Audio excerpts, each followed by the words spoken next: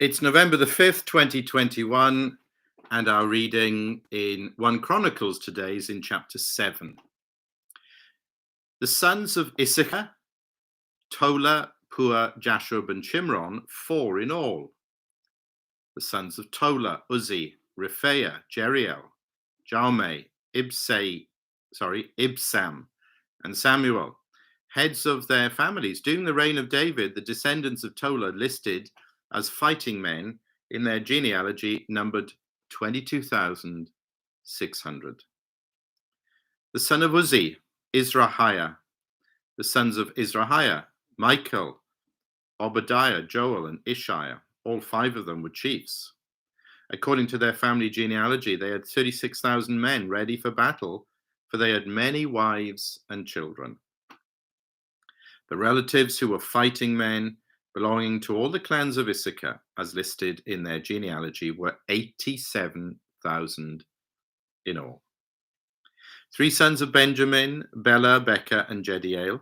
The sons of Bela, Esbon, Uzzi, Uzziel, Jerimoth, and Iri, heads of families, 5 in all. Their genealogical record listed 22,034 fighting men. The sons of Becca, Zemira, Joash, Eliezer, Elioenai, Omri, Jeremoth, Abijah, Anathoth, and Alimeth. All these were the sons of Becca. Their genealogical record listed the heads of families and 20,200 fighting men.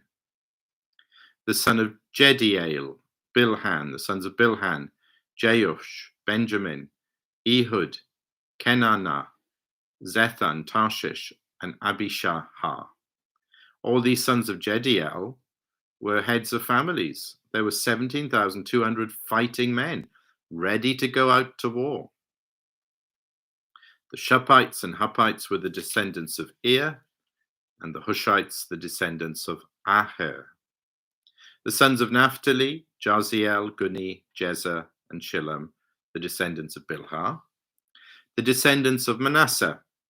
Azriel was his descendant through his Aramean concubine. She gave birth to Machir, the father of Gilead. Machir took a wife from among the Huppites and Shuppites. His sister's name was Ma'akah. Another descendant was named Zelophehad, who had only daughters. Machir's wife, Ma'akah, gave birth to a son and named him Peresh. His brother was named Sheresh, and his sons were Ulam and Racham. The son of Ulam, Bedan. These were the sons of Gilead, son of Machir, the son of Manasseh. His sister, Hamoleketh, gave birth to Ishbod, Abiezer, and Mala. The sons of Shemida were Ahian, Shechem, Liki, and Aniam. The descendants of Ephraim, Shutelah, Bered his son, Tahath his son, Eliada his son, Tahath his son, Zabad his son, and Shuthelah his son. Ezer and Eliad were killed by the native-born men of Gath when they went down to seize their livestock. Their father Ephraim mourned for them many days, and his relatives came to comfort him. Then he lay with his wife again, and she became pregnant and gave birth to a son. He named him Beriah, because there'd been misfortune in his family. His daughter was Shira, who built Lower and Upper Beth Horon, as well as Uzan Shira. Repha was his son, Resheph his son, Tela his son, Tahan his son, Ladan his son, Amihud his son, Elishama his son, Nun his son, and Joshua his son. Their lands and settlements included Bethel and its surrounding villages, Naaran to the east, Gezer and its villages to the west, and Shechem and its villages, all the way to Aiah and its villages. Along the borders of Manasseh were Bethshan, Tanach, Megiddo, and Dor, together with their villages.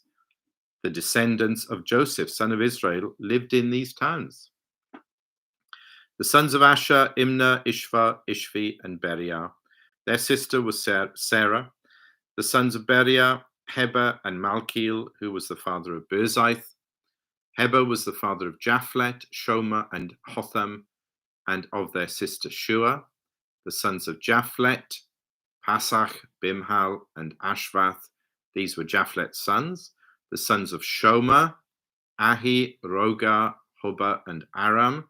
The sons of his brother Helem, Zophar, Imnah, Shelesh, and Amal.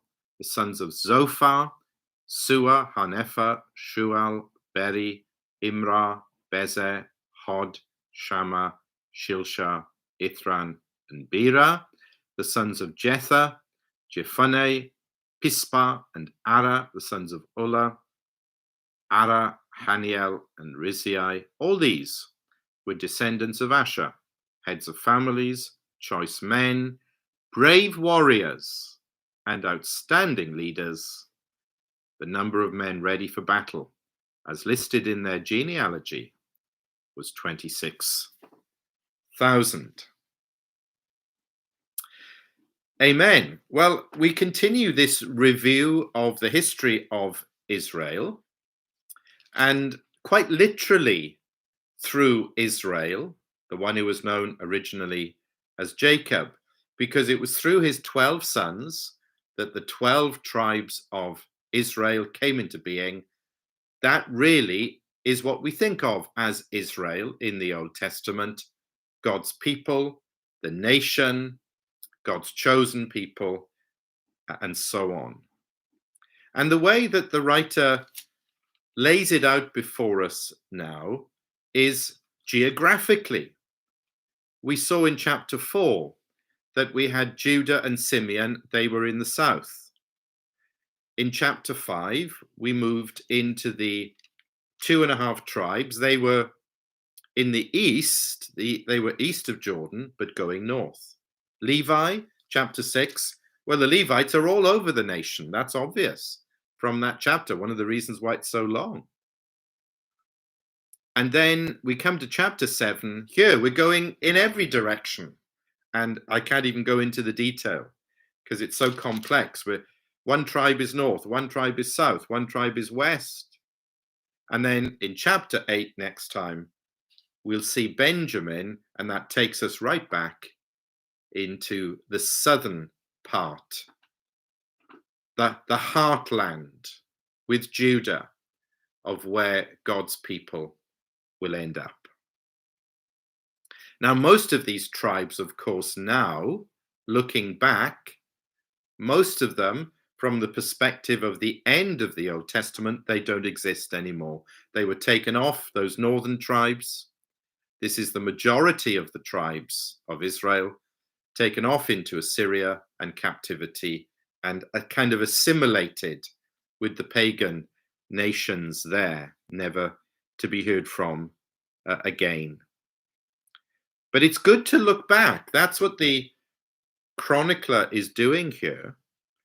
And to remember, for example, the fighting men, like in verse 2, during the reign of David, the fighting men in their genealogy numbered 22,600. So these mighty military warriors are mentioned.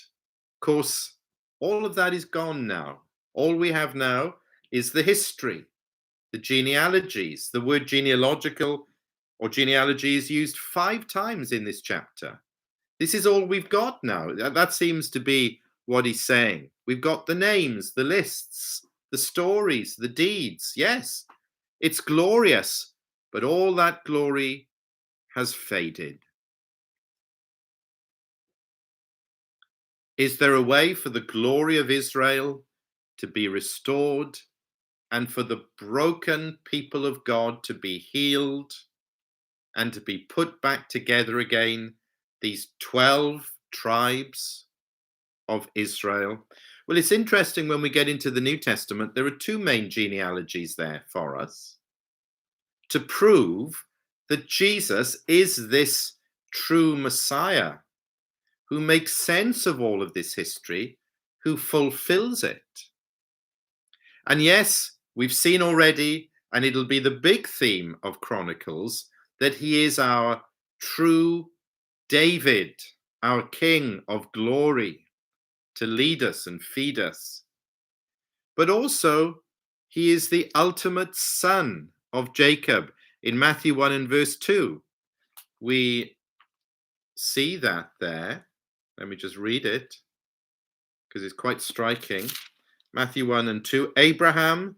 So this is the genealogy of Jesus, the Messiah.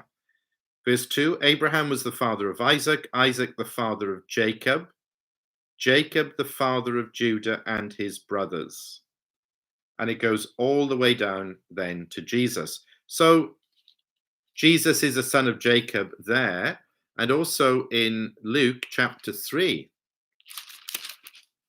and verse 34. It's quite a different kind of genealogy. It takes a different approach. It goes back to Adam, as we've seen. But what do we find there? Verse 34. We have the son of, the son of, the son of, the son of Jacob, the son of Isaac, the son of Abraham, the son of Terah, the son of Nahor. So it's going in the opposite direction. But again, it tells us in no uncertain terms, Jesus, the coming Messiah, is son of Jacob, the son of Israel, because he is the true Israel. In him, God's people will be healed and restored. They will be, we will be, when the Lord comes back again. Yes, we see something of this now, but really it awaits the Lord's return, King of glory, the true Israel, and he makes us the true Israel in union with him. We are his people. And when he comes back again, then we will see the fullness of his glory in us.